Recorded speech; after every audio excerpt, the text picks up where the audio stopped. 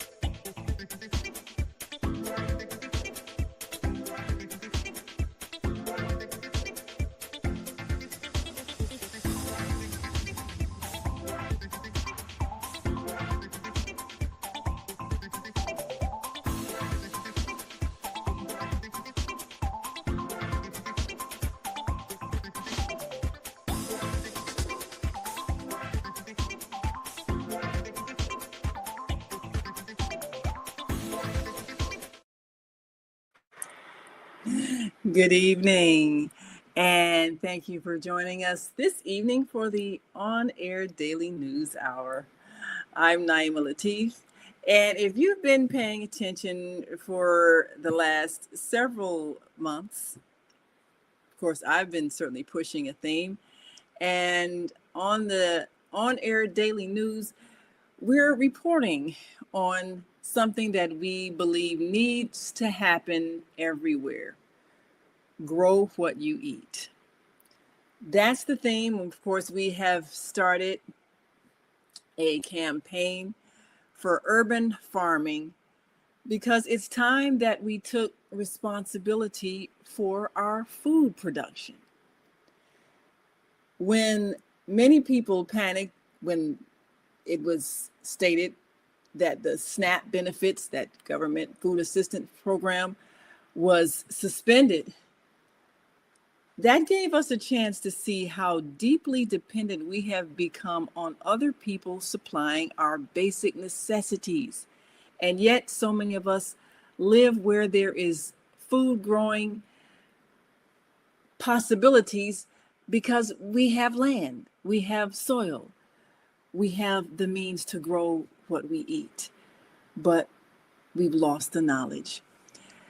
Well, today's generation is realizing that the struggle isn't always about marching and protesting. Sometimes it's about rolling up your sleeves and digging in the dirt. So today we want to bring you a young farmer who is putting his energy into creating the things that we eat so that we can stop being dependent and start being self-sufficient. And he's teaching this skill so that we can relearn what our ancestors had already mastered, and we can begin to feed ourselves. So let's welcome to the show today, Bryan Lindsey, young farmer and agriculturalist and teacher, and someone who's going to show us how to grow what we eat. Thank you so much for joining us on the On-Air Thank Daily. you. I appreciate it. I'm glad to be here. My Well, name tell is us, Bryan Lindsey. yes. Oh, yeah, go ahead. Well, tell us a little bit about yourself, your background. How did you get started in something like food growing, agriculture, especially since so many of us are cityfied and urbanized? What was your motivation? Um, so I come from a family of farmers, but also when I was around the age of 16, the word agriculture just popped up in my head one day. So I just decided to Google it, and it kind of just went from there. And I'm 28 in September, so I've been doing it for quite a while now. I do agriculture and solar, and it's just the need and the want of producing your own food and your own resources. And it's just something mind stimulating about not only just producing your own food, but just the independence that comes behind it. And so that's just something that I want to share with others. I enjoy it myself. I've been doing it for quite some time. I teach it. I do it for clients. I've built farms across the country. Soon I'm going to be traveling international to do farms as well. I'm into renewable energy and solar energy, producing your own energy. So it's just the prospect of producing your own resources. That's really just what I'm really big on. Mm. Well, that's a very critical decision to be a part of creating what is needed. And we appreciate the fact that you're teaching, because the next generation needs to see the earth differently. We need to prepare our young people to repair the earth that we have carelessly destroyed. Definitely, we push solar power, clean energy, the methods of providing the resources we need to energize our planet without destroying it, and then producing food in a way that is wholesome, and the absence of GMOs, genetically modified organisms, is something that this next generation needs to grow up with, which means we need to grow our own food. So Yes. you have been a part of the farming communities, and as you say, you grew up from a family of farmers. What was it like growing up? Did you see crops growing, and did you just learn the process from watching your parents and other relatives? So it's interesting because as a child, I grew up in the countryside of Illinois. So I saw farmers all the time, people growing their own food and producing their own food. But at the time, I wasn't really interested in it. I thought it was kind of boring. But then as I got a little older, I started to realize the importance of it. Growing your own food is a necessity for life. If you can't produce your own food, then you're dependent on the system, the grocery store chains. As we remember during COVID, the grocery store shelves were empty. When the COVID pandemic happened, people were panic buying, and I saw single mothers in the grocery stores crying because they couldn't get baby formula or food for their kids, and it's just we need to learn how to grow our own food. And so during COVID, an older lady from my church and we would garden every Wednesday. I would go over to her house and we would produce our own food between my backyard and her backyard. And she would cook the food. I would grow it with her, and we just grew food throughout the whole summer. And we did that almost pretty much every year, during the 3 years or so of COVID. So for us, there wasn't really a need to go to the grocery store. Um, so that's just the importance of being able to grow your own food. Growing your own food is a life skill that you need to learn, just how swimming is a life skill that you need to learn, because swimming can save your life if you are ever in a situation to where you're near water. Um, Same thing with growing food when there's a lack of resources. Um, Also, when people's SNAP benefits get cut off, producing your own food, that stuff matters. So. Yes. Well, one of the things that we have often commented on is the fact that in our schools, we're not teaching survival skills. And this is why many of our children are bored. They don't see themselves learning anything that's relevant to life. And when you're doing something like growing food, that's so basic to existence. Why are we doing these things? Why are we learning these things? What's the ultimate thing we need to know how to do? Survive. Oh, Why don't we just cut to the chase and just deal with what we need? How to feed ourselves, how to clothe ourselves, how to make shelter for ourselves, how to survive in whatever climate we're in. If that's the basic thing we need to do, we don't need to earn money to pay for it. We need to just learn how to do the thing. And then we don't have to pay somebody yes. else. So those are Yeah. skills that are basically they're taken for granted because we're used to always having them there. But it's like if they're not there one day, then everything else collapses around you. Agriculture is the backbone of society. No society or country can function without it. Just like a household, your country is only as strong as your ability to feed its people. So yeah, so everything comes from agriculture. Certain medicines, from clothing, our food, everything. Agriculture is the backbone of society. So it's just being able to know that skill, learn that skill is pivotal to society. The average age of a farmer is 64 years old. A lot of them are going into retirement. And one of the biggest problems that they're facing is that their children don't want to take over the farms.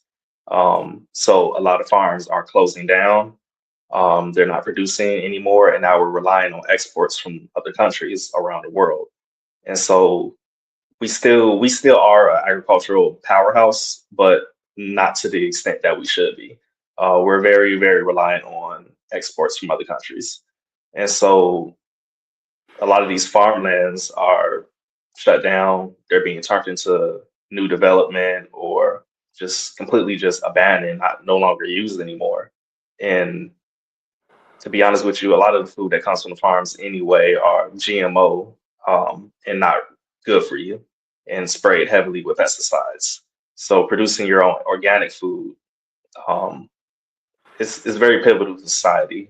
We need better alternative solutions, and that's one of the biggest things on what sustainability is all about, if you get what I'm saying.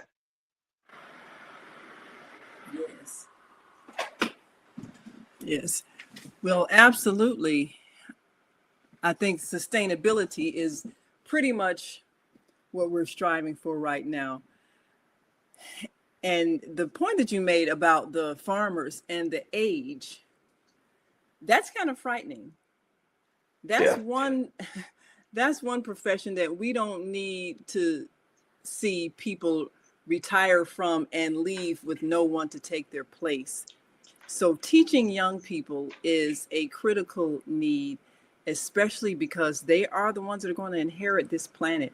So we're going to take a quick break, and when we come back, we'll show a little bit of some of the work we're doing with students at Betty Shabazz International Charter School. Of course, always my favorite school because they're always so open and willing to do innovative things. And now we're working with them and doing the Grow What You Eat program.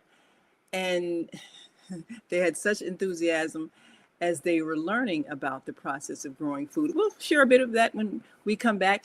You are watching the On Air Daily News Hour, and Bryan Lindsey, young farmer, teacher, agriculturalist, he's here with us to encourage us to grow what you eat. So we'll be right back after this quick break. So simply stay with us. Have you seen all the solar farms popping up everywhere? You know, the big fields with the solar panels. There's one in our community. They produce electricity using the clean energy of the sun to send to the power grid to reduce our energy costs. Because not everybody can get solar panels put on their roof the way I have, but everybody can enroll for free to share the energy produced by the solar farms. That's why they were built. You know you're supposed to be getting a 10 to 20% savings on your bill for that, right? Illinois has a goal to transition by 2050 to 100% clean energy. So everybody needs to be connected. People in other communities are already getting their savings. So I'll be by to see you because they want to make sure you get your savings as well. It just takes a few minutes. I'm Naima Latif. Call me if you have any questions. 312-849-3456. And we are back. You are watching the On Air Daily News Hour. I'm Naima Latif, and we're grateful to be joined with Bryan Lindsey, who's doing some fabulous work in farming and teaching those who realize they need to learn how to grow what they eat. So we, of course, realize that the next generation is going to make a major difference. And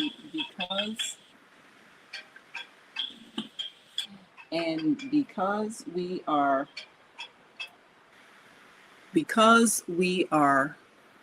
realizing this reality, we are grateful that they are willing to learn.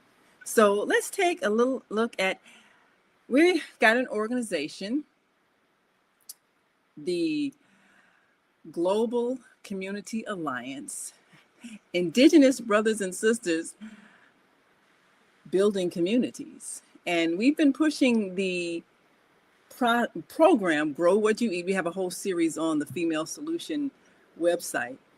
And of course, we're expanding because we want young people to see themselves as being responsible for feeding themselves and learning the process. So we will be at the Betty Shabazz School this summer, and we'll be giving them a chance to learn this process so that they can see themselves feeding themselves. So here we are. Let's take a look. I'm Mama Naima Latif, and as you can see from my Betty Shabazz shirt, I've been here before. But what we want to do today is grow the food that you all are going to eat in the cafeteria this fall. So you'll be able to tell your friends, I grew this. So we have things that would go on a salad. We got lettuce, tomatoes, and bell peppers. And then we also have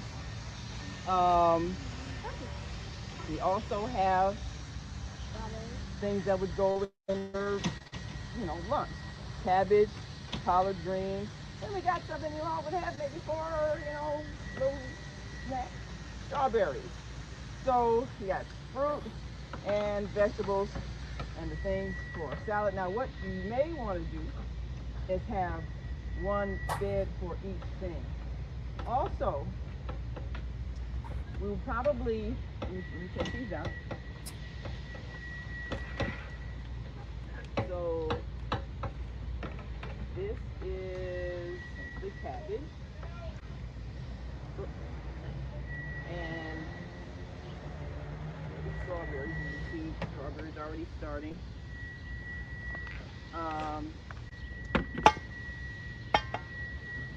This is the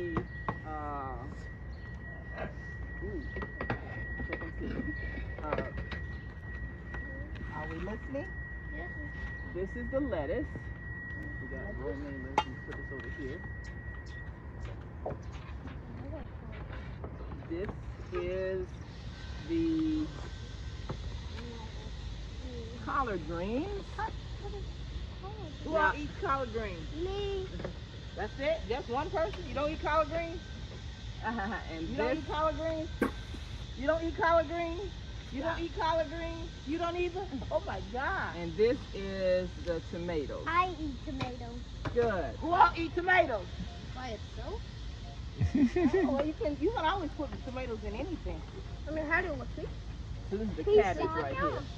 These are the cabbage here. Oh, wait a minute. Cabbage. Oh, bell peppers. Okay. So what we may want to do, because each of these little packets have several plants in them, so we may want to have each bed has just one plant. We can do or two. Now the thing about it, you have to know what plants you can plant by which one, because not everybody makes good neighbors. Right. Tomatoes need to be almost by themselves because they spread. So my suggestion would be that we have a plant for each bed. Okay. That would be my suggestion, because they need to be at least 12 to 18 inches apart. I need a pair of scissors to be able to cut open the bag here. And bring it, come on. I got a question. Can we put the lettuce with the cabbage? I'm glad you asked that question. Because they're kind of Uh, similar. I'm glad yeah, you asked that long question. long as they're Now for here, enough. now here is the thing. You can always ask James. because there are Google has the information. So I'm gonna type in the question. Can I And now what? can I plant cabbage next to lettuce?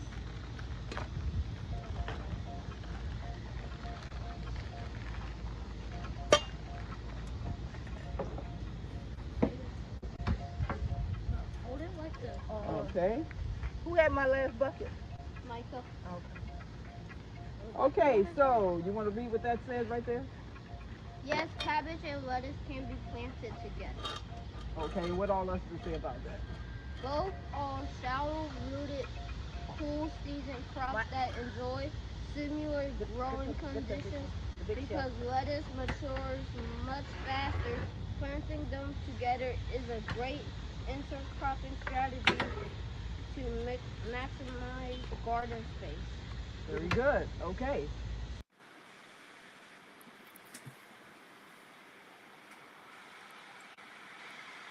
So, of course, we combine the research and the planning and them envisioning that when you grow, you're not just tossing things in the ground. You have to know which plants work together. And you've been doing this as a science for quite a while. So tell me, based on the fact that planting is a science, how did you go about studying the the business of agriculture in terms of what grows well in this climate, when you plant it, as we learned, some crops mature before others, and the lettuce is going to mature before the cabbage, and you got to figure out when you're going to pick what. How did you go about studying that sort of thing? Did you have to take formal classes? Did you study under other farmers? How did you learn?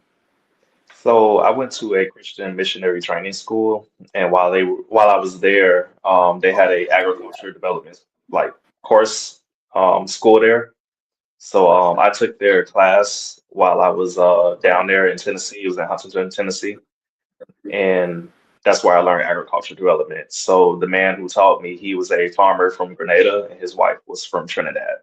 And so they taught me the science of growing food along with the preservation practices. And his assistant was an agricultural engineer from Africa. And so learning from all three of them, it was pretty enlightening class. The class was originally supposed to be canceled because there wasn't enough students, but they decided to go ahead with just me and one other young lady, and it was just us two as the students during the program. And so it was pretty exciting and very insightful. And so before I had left, my instructor told me, just keep learning and don't ever stop learning, just keep um, learning more. And so that's what I did after I left. So after I left there, I started learning the science of renewable energy and solar panels. So I kind of combined them together, food and energy. Now that's a very important thing, because a lot of people, especially when they're growing year round, they choose to create hot houses where they are growing their food, and they want to power them in a way that is natural. So matter of fact, we were called by some of the farmers in Pembroke, which we recently came back from a journey there to visit with the farmers who have land and are spreading and considering even starting a solar farm, which I'm affiliated with that whole industry. But that looks to be the wave of the future, solar power, because when you're growing, you need electricity.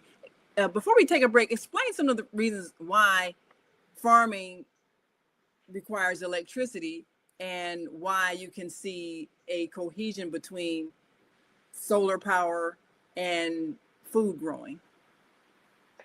So the correlation between solar and agriculture, it ranges from quite a few different things. So Some rural areas don't have electricity, so supplementing that with solar and renewable energy devices helps offset the lack of energy production out in those rural areas. So being able to power the farmhouse generators, you even have some solar irrigation systems that allow the plants to get the nutrients and the water and the food that they need. Um, so there's just a lot that goes like into solar that connects it to agriculture in a way. Some people even use solar panels to shade out some of their plants because some plants don't need a whole lot of sunlight. They need a little bit of shade. So what they'll do is they'll put their solar panels up, but they'll plant under the solar panels. And so um, that helps protect the plant from excessive heat and things of that nature. So there's a lot that in store in the future with solar and agriculture being put together and mixed together as one. They call it agrovoltaics. Agrovoltaics. Yeah. Yes.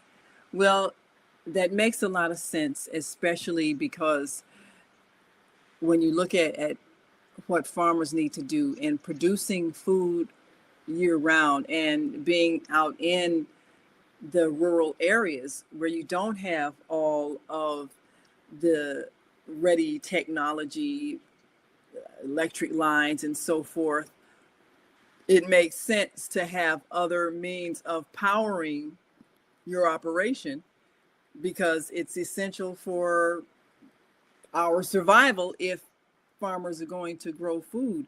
So I can see that this involves a number of industries and a number of disciplines, and it requires for our young people to have a deeper understanding of how things are connected, how all of the industries that we depend on for our survival need to be uh, more cohesive, and we need to be more a part of it and having the skills to operate whatever is necessary, especially when it comes to food production. So we're going to take another quick break, and when we come back, we'll look at some of the things that you teach and how you go about teaching and how people get in touch with you if they want to learn the process, the science, the business of growing food. We'll be right back after this last break. So just stick and stay. Don't stray away. We will be back. We're going to greet our global family joining us from all around the world, and we will be right back. So stay with us. We are global transformers, changing the world from the way it is to the way it should be. We are one. Wherever we live on this earth, we are one human family. On behalf of our team of radio hosts, I'd like to extend a greeting to all the members of our family, whenever and wherever you may be listening around the world. To our family in China, Ni Hao. In India, Namaste. In Japan, Konnichiwa. In Korea, Annyeonghaseyo. In Russia, Здравствуйте. In Germany, Guten Tag. In Poland, Dzień dobry. In France, Bonjour. In Spain, Hola. In Italy, Ciao. In Egypt, Ahlan wa sahlan. In Ghana, Akwaba. In Nigeria, Peleo. In South Africa, Sawubona. In Senegal, Nangadef. In Kenya, Jambo. In Israel, Shalom. In Pakistan, Afghanistan, Palestine, and Saudi Arabia, Assalamu alaikum. Greetings, and may peace be upon you all. Join us live on the on-air radio network called 727-731-5192. We want to talk to you.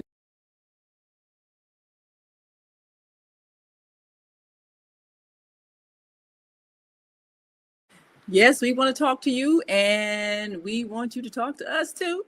And we are right now talking to Bryan Lindsey, who is a young farmer who is growing food. Now, we see some of these crops. Tell us about this land and what you produced and what this is that we're seeing that you've grown here. Uh-oh, we've lost our sound. Okay, I'm back. There you So that was go. a few years ago in Alabama. So we were growing everything from corn, cucumbers, tomatoes, lettuce, black corn, all type of things. And so, yeah, I've done projects in Alabama, Washington State, Tennessee, Illinois, Wisconsin, everywhere. So, that's what you see right there in that photo. Now, we see you there with the tractor. Yeah, And so you I'm did some tilling land heavy in duty Washington work. State. Yeah, so that's that was a, I want to say like a somewhere around a 60-acre project in Spokane, Washington. So Washington State, that's on the West Coast, correct? Yeah, that's on the West Coast. What is that? What is the weather like there? How does one? I mean, is it similar to the Midwest where you've got Not at seasons all. of? Oh, really? They don't have a heavy snow No. season? So the weather was very weird, depending on what part of Washington you're in. So it was really, really hot some days, and then some days it'll just randomly hail, and then one day it snowed, but it was still warm out. Like it snowed in June, but it was like really warm out. Like we were able to walk out with t-shirts on. So having a snowball fight in June, it was kind of weird. So they have some very weird weather up there. But for the most part, in the part that I was in, it was very hot and dry, and they were dealing with kind of a drought issue. It wasn't raining as much like it should have. Hmm. So now let's see. You have a number of crops here. You got a number of crops that you've shown uh, your versatility. Tell us what these are that we're looking at. So that's corn. So I'm doing kids programs with nonprofit organizations, and one of the organizations that I'm working with out in the Auburn and Gresham area, Chicago, we did raised beds for the last 2 years, and so I had them grow corn in this raised bed right here, and it's been growing pretty well. And so I meet with them pretty frequently to do solar classes. And I actually just did a solar class for them a few days ago. And then earlier today, I just came back from another agriculture program with kids at the Park District out in the South Suburbs. So this right here, we grew a lot of corn.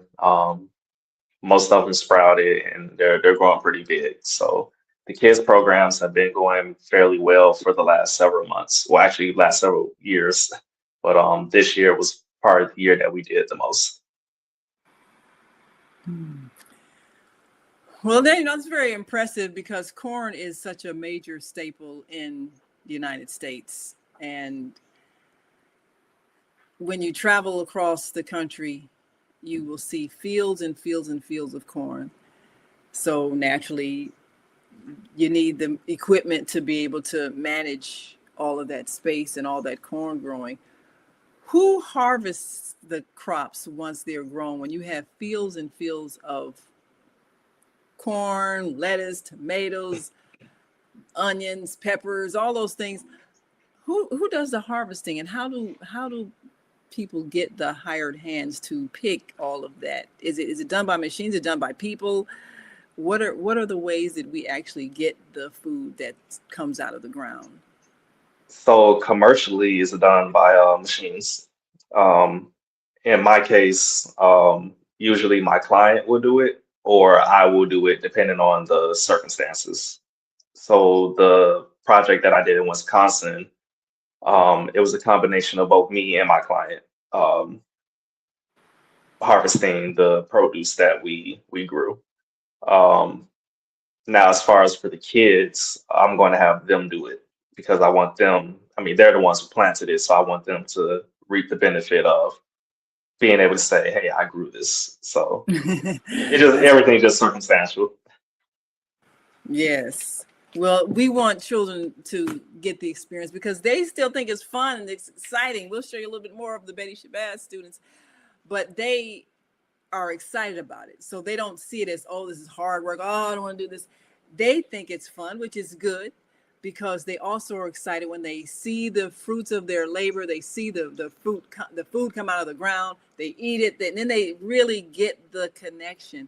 So I'm sure there are schools and other institutions that would like to bring you on and have you teach this skill and maybe even have field trips where people can go out to the farms and see how it's done.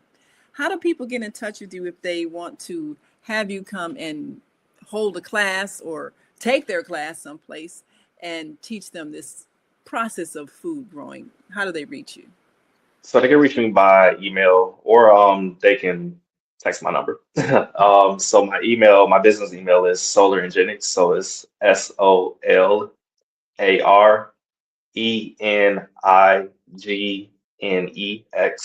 at gmail.com. You can also text my number at 708-582-9246. Okay, I want to make sure that I have that correct.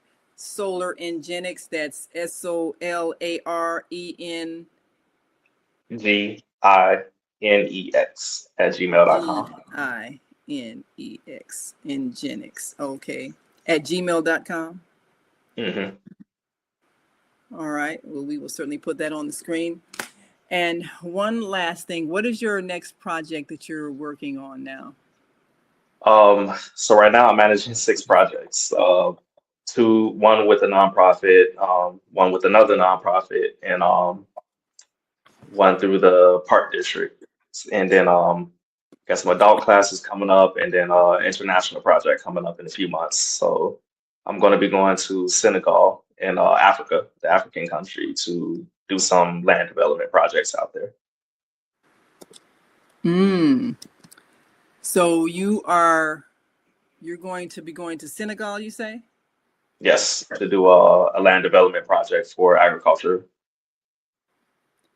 And is this with educational institution or a government institution? This is with a client. He has his own food production company, so he's doing some new land development out there. He needs an agricultural developer because he knows about agriculture, but he's not an expert in it. So he brought me onto it. Oh, wonderful. Well, we certainly do appreciate you joining us today and bringing us your skill. And people can reach you at SolarEngenics at gmail.com. Yes. And they can reach you at your phone number, which is 708. And what is the rest of it? 582-9246. Okay, well, we certainly do want to make sure that we have people reach out for you and call you. I don't know. I don't think I spelled that right. Okay, let's try that again. All right, so that was SolarEngenics.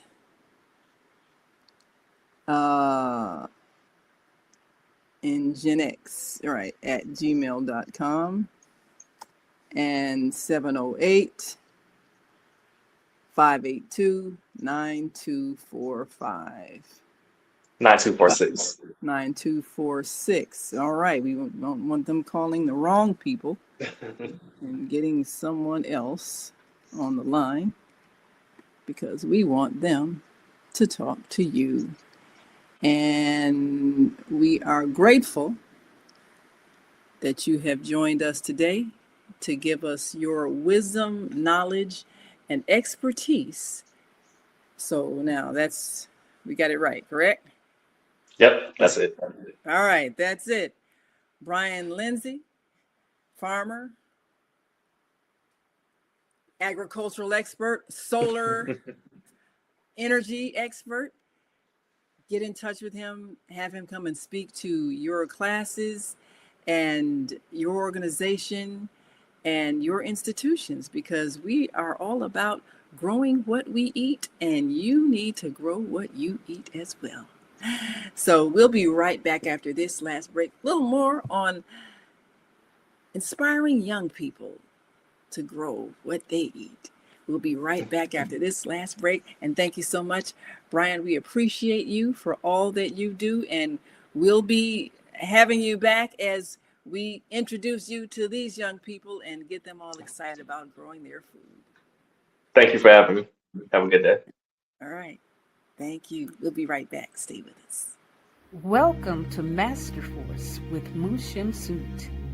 Join us each week on Thursdays at 7 a.m. Central, live on Facebook and YouTube on the Female Solution page, as we dive into powerful topics designed to assist you in mastering your life force.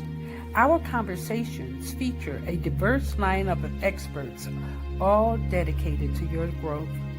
Tune in weekly to discover new ways to elevate your spirit and raise your vibration. And remember, we are ascending. Leaders of nonprofits empowering worlds. Let's go. But the vision that God gave me, I felt that it was time for me to step out and work on the vision that God gave me. We need look no further. We have a unique voice. We have a unique talent pool.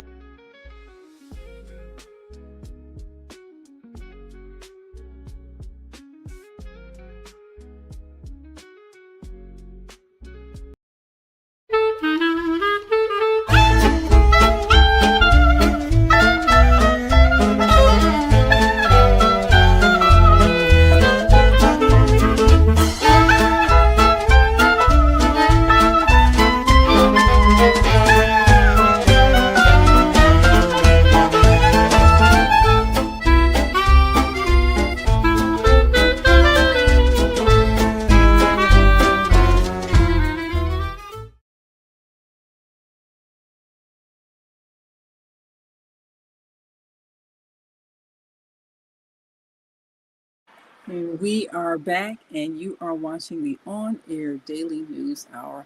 I'm Naima Latif, and the On Air Daily News gives you insight on what is happening around the world that is uplifting, inspiring, motivating, and encouraging you to get involved in the transformation of our world. We are ascending into a higher consciousness and developing ways to make the world better by changing the systems that have caused problems and pain and hurt and damage. So things like solar energy, these are real evolutionary steps that are going to change the way we manage the earth and replenish it and sustain it. So young people need to be inspired to get involved with the skills that will change the way they see their future. So we're going to share a little bit more with the Betty Shabazz International Charter School students as they prepare to learn the process of food growth and grow what they'll be eating in the cafeteria this fall so that they can see the real reason why they need to learn. It's in order to create. So let's take a look at students. What it's going to look like. We're going to have at students who are going to be growing some of these kinds of crops as they prepare the soil in the backyard of their own school and anticipate what the food is going to taste like this fall. 3 rows of lettuce, 3 rows of lettuce. Well, we're gonna have row 3 lettuce, row 3 lettuce, row 3 cabbage, row 3 cabbage. Whoa. Good morning. Morning. I can't do that right now. I can't handle that. Okay. So we're going to dig a hole where they'll be. We're gonna place them. Let's put the bed in. First, we're gonna put in. We're gonna put the stick. So this is those who have these. What I want you to do. We're gonna scoop out the dirt and put it. Aiden. Like this. Okay. Aiden. Make sure you don't. Get him over there. Come over here. Okay. So while you all are doing this, you see what she's doing? Spreading it out. While they're scooping it out, I need you to help spread it out. Hands gonna get a little dirty. That's okay. I need you help to spread out the dirt. Like Use this big shovel, y'all. And give him a small shovel. Use a small shovel to spread. Okay. So you want to do the. No, Avery, you get that one. All right.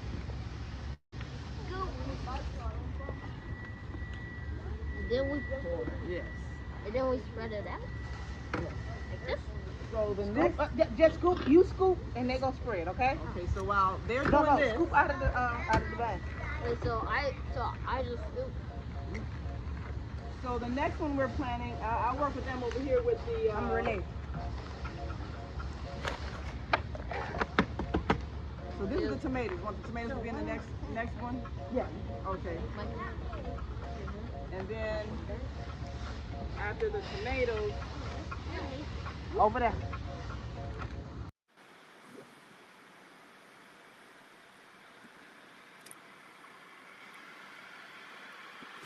And when you look at the process of deciding what to plant, one of the things we had an opportunity to share with young people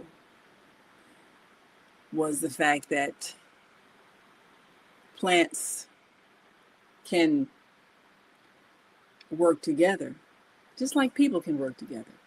And some plants are good because some plants, like onions, may repel the pests that attract other plants.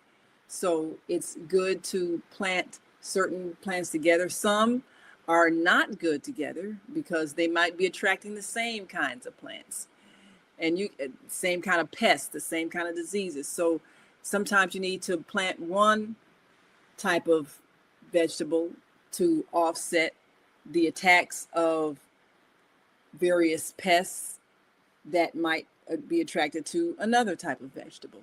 So farming is a science, and we think about someone like George Washington Carver, who had a spiritual connection to the plants that he grew, and every school child learns about George Washington Carver, and they learn how he saved the South with his growing of peanuts that replenished the nutrients in the soil, nitrogen that had been depleted because of year after year after year of cotton growth. So this agricultural scientist actually saved the South in his understanding of chemistry and how certain plants will reproduce and replenish various nutrients that are needed by soil if the soil is going to be healthy for growing food. And his development of so many different uses for peanuts not just peanut butter, but all kinds of products using peanuts, it really revitalized the agriculture of the South. This African American man who we celebrate and who's had a number of institutions named after him. Of course, we got Carver High School here in Chicago. George Washington Carver really revolutionized agriculture. So if we're going to study a man like George Washington Carver, and we're going to follow in his footsteps the way Bryan Lindsey has done with his work across the nation in Washington State and other states where he's grown vegetables, grown corn, grown the kinds of fruits and vegetables that we eat every day as a staple. If we're going to follow in the footsteps of a George Washington Carver, then we need to also study as he studied and teach our children agricultural science, teach them farming, give them, every school should have a school garden. Every school should have a place where students learn hands-on what they're studying in the classroom. They should be learning how to grow the food that they eat in their cafeteria. Yes, I know schools got all kind of business connections with certain companies that supply the food and the vendors, but what are we really trying to do? Are we trying to make the next generation dependent on corporate farms that don't care if they're feeding them genetically modified organisms, GMOs, so they can become diseased later on in life? Let's take advantage of the intelligence of our children and the excitement and enthusiasm of our children wanting to learn, so that we can teach them what they need to do to create a different world. That's what we are here to do, to usher in a new world, and we can only do that with new thought. And so every school should have a garden where students are learning to grow food. Every school should have some kind of a wood shop class where students are learning how to build. And so many of these programs were taken away. Anytime you are denied knowledge on how to take care of yourself, it's intended to make you dependent, economically dependent, so that you must then work to get money to pay people to do what you really have the power to do yourself if you had the knowledge. It's time for us to change our thinking and empower our children with real knowledge, not memorization of dates and people's names who did some things in the past, but skills, life skills. They need cooking classes combined with the farming classes, because as soon as you grow the food, you need to know how to prepare it in a way that is healthy and good for your digestion. They need to learn the plants that are in their own environment, the things we've been mistakenly calling weeds. So we need to learn all of the things that our ancestors knew and the things that our ancestors practiced when it came to giving us the kinds of information that would help us heal our bodies. So on our website, thefemalesolution.com/pandemic-farms, you can see our whole series on Grow What You Eat. You can see the series that takes us from the beginning and continuing as daily we share the adventures of growing what we eat and learning about the plants that are growing naturally, that are growing to heal our bodies. So we have the power to take care of ourselves, and Mother Nature is giving us everything we need. We just need to remember. And so these are the things that we are responsible for, and there's no reason for us to be dependent. There's no reason for us to have suffering and homelessness and food insecurity when we have all of this land all across the cities. Blank lots, barren lots, or lots full of plants that we don't know their value, and so we ignore them or throw trash on them or spray them with pesticides.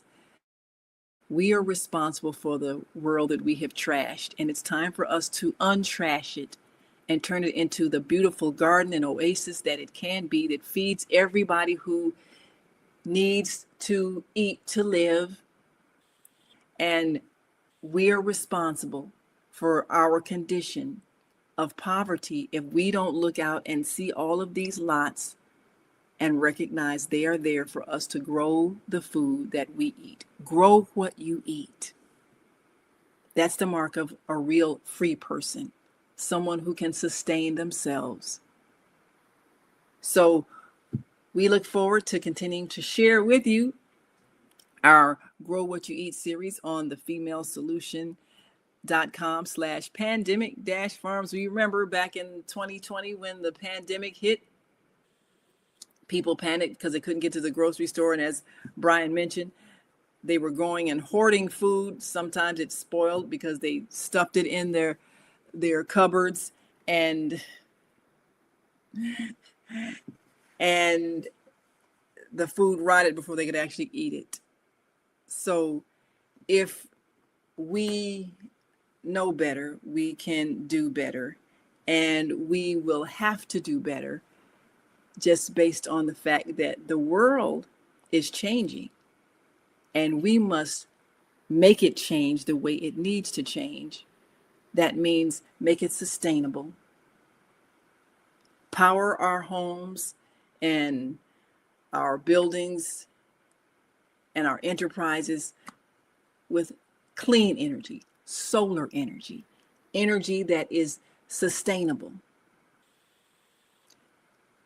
Repurpose all of those vacant lots that are lying as wasteland, and we can grow food. So we'll be coming to your school, your organization, your community, encouraging you to grow what you eat, encouraging your organization to get the members to be a part of the solar power evolution. Everybody needs to be connected to some type of clean energy source, because this is the way of the future. So we're going to remind you one last time of why we do what we do and what needs to change in our environment: the elimination of homelessness and the empowerment that we can create when we simply make a change. Take a look.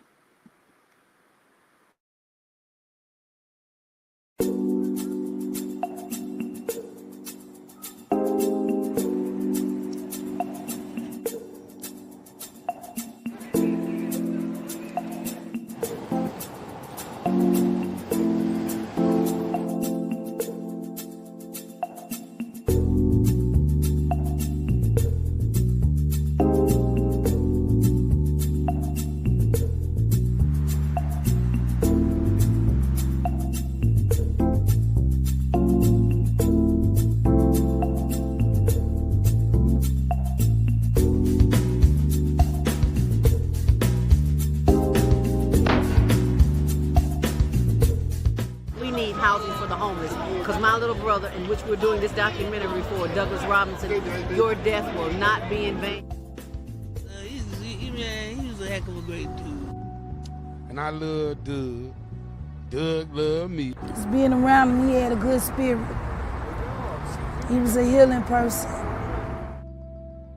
They are there. Get SROs back. When you give to the poor, should not be forced out of their neighborhoods when it goes through a period of transformation.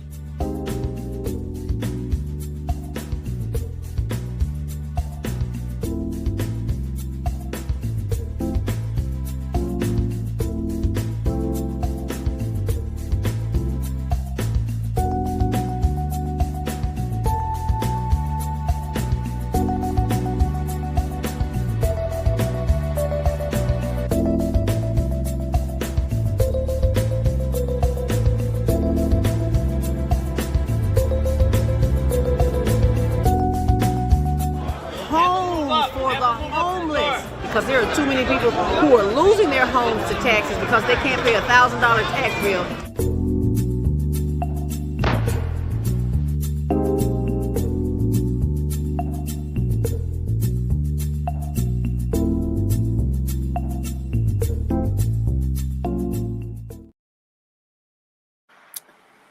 And this is why we do what we do, because we need to end this cycle of homelessness and despair.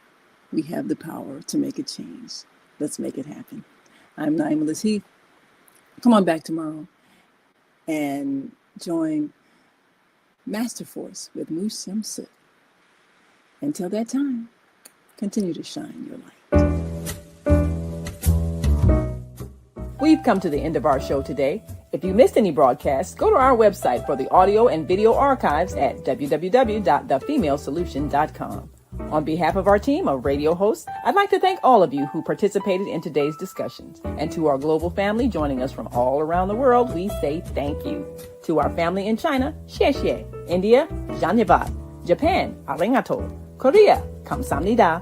Russia, spasiba. Germany, danke. Poland, dziękuję. France, merci. Spain, gracias. Italy, grazie. Egypt, shukran. Ghana, madasi. Nigeria, eshe. South Africa, Ngiyabonga. Senegal, Jaref. Kenya, Asante. Israel, Toda. Pakistan, Shukriya. Afghanistan, Tashakur. Saudi Arabia and Palestine, Shukran. Assalamu alaikum wa rahmatullahi wa barakatuhu. Thank you, and may peace be upon you and the mercy of God and God's blessings.